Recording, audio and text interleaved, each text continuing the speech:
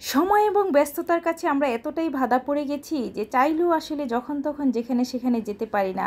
তবে ঈদের ছুটিতে ঈদ আনন্দ উপভোগ করে ঢাকা থেকে ঈদের পরেই চলে আসছি গ্রামীণ পরিবেশে সুন্দর কিছু মুহূর্ত উপভোগ করার জন্য। হ্যালো ভিউয়ার্স, আসসালামু আলাইকুম। আশা করি সবাই ভালো আছেন। আলহামদুলিল্লাহ আমিও ভালো আছি। দীর্ঘ 4 বছর পরে শ্বশুরবাড়িতে আসলাম বিশেষ একটা আয়োজনে সবার সাথে সুন্দর কিছু মুহূর্ত উপভোগ করার জন্য। আশা করছি ভিডিওটা ভালো লাগবে। ভালো লাগলে অবশ্যই লাইক কমেন্ট শেয়ার দিয়ে আমার পাশেই থাকবেন। যারা আমার ভিডিওটা নতুন দেখছেন তারা অবশ্যই আমার পেজটা ফলো দিবেন।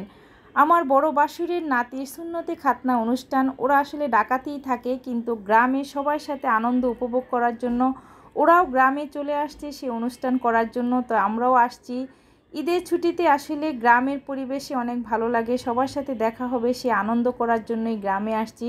আমার শ্বশুরবাড়িতে আসলে কেউই থাকে না, আমার বাসুরের ছেলেরাও থাকে না, তারাও ঢাকাতেই থাকে। কিন্তু সব আত্মীয় স্বজন একসঙ্গে গ্রামে একসঙ্গে আনন্দ করার জন্যই গ্রামে চলে আসছি। তো এসে নাস্তা করি আমরা। যেদিন অনুষ্ঠান, এটা ছিল গত শুক্রবারে, অনুষ্ঠানে সকালেই আমরা আসছি সবাই মিলে গাড়ি করে ঢাকা থেকে। এসে নাস্তা করে খাওয়া দাওয়া করে একটু বাহিরে আসলাম। আমার শ্বশুরবাড়িতে অনেক গাছ, কাঁঠাল গাছ, আম গাছ, নারিকেল গাছ, আর একদম দক্ষিণমুখী বাড়ি। এত সুন্দর বাতাস, এত সুন্দর পরিবেশ আমার কাছে সবসময় ভালো লাগে, কিন্তু কেউ থাকে না সেজন্য আসাও হয় না। তো এসে নাস্তা করে বাড়িটা ঘুরে ফিরে দেখছি, এসে দেখি আমার নাতনি, এটা হলো আমার ভাগ্নির নাতি, সে এসে খুব এনজয় করছে, বল খেলছে, তার সাথে আমিও খেলছি। আমার অনেকগুলো বয়ফ্রেন্ড আছে, আপনাদের সাথে সব শেয়ার করব। এটাও আমার একটা প্রিয় বয়ফ্রেন্ড, তার সাথে বল খেলছি।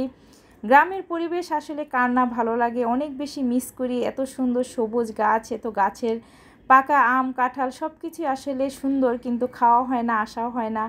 বিশেষ করে আপনাদের ভাইয়া আসলে নিয়ে আসতে চায় না। এটা আমার শ্বশুরবাড়ির মসজিদ, বিশাল বড় মসজিদ, এটা সামনে থেকে দেখতে আরও সুন্দর লাগে। এটা এক একটা বাসুর আমার এক এক বাড়িতে থাকে, সেজন্য এটাও একটা বাসুরের বাড়ি। তারা আসলে কেউই বাড়িতে থাকে না। ঘুরে ফিরে সব কিছু দেখছি কিন্তু বাড়ি শূন্য, বাড়িতে লোকজন একেবারেই নাই। এই অনুষ্ঠান উপলক্ষে সবাই আসছে, তো কেউ সবাই আসলে আসা হয়নি, অনেকে অনেক ব্যস্ত আছে।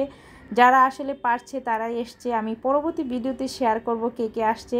তো এসে আপনাদের ভাইয়া বলল চলো আর চলে যাই পুকুর পাড়ে। আসলে আমাদের অনেক জমি আছে, সেখানে ভুট্টা করেছে, ভুট্টা খেতে যাব, ভুট্টা দেখব। আর এই যে পুকুরের পানিগুলো না একদম কমে গেছে, এই পুকুরে অনেক মাছ চাষ হয়। আমি গত 4 বছর আগে আসছিলাম, মাছ নিয়ে গিয়েছিলাম, এখন তেমন একটা মাছ নাই, পানি শুকিয়ে গেছে, সেজন্য মাছগুলিও নাই, মাছগুলিও আসলে খাওয়া হয়ে গিয়েছে। এটা হলো আপনাদের ভাইয়াদেরই জমি, এখানে ভুট্টা করেছি। এসে তো ভুট্টা দেখে আমার খুব ভালো লাগছে। আমার বড় মেয়ে আসে নাই, কিন্তু সে বলেছে আম্মু বেবিকর্ন নিয়ে এসো, সোপ খামো। তো এসে আসলে অনেক ভুট্টা দেখে ভালো লাগছে। ভুট্টা আছে অনেক কিছু, যাওয়ার সময় ইনশাল্লাহ নিয়ে যাব। আসলে গ্রামের পরিবেশের মুগ্ধতা বলে শেষ করা যাবে না। আমার অনেক ভালো লাগে এই পরিবেশগুলো, অনেক বেশি মিস করি।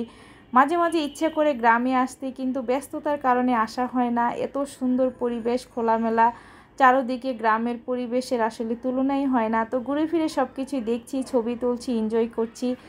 একদিন থাকবো অবশ্য, হাতে খুব কম সময় নিয়ে আসছি, যেহেতু আমার ময়নার স্কুল, প্রাইভেট স্কুল 8 তারিখে খুলবে,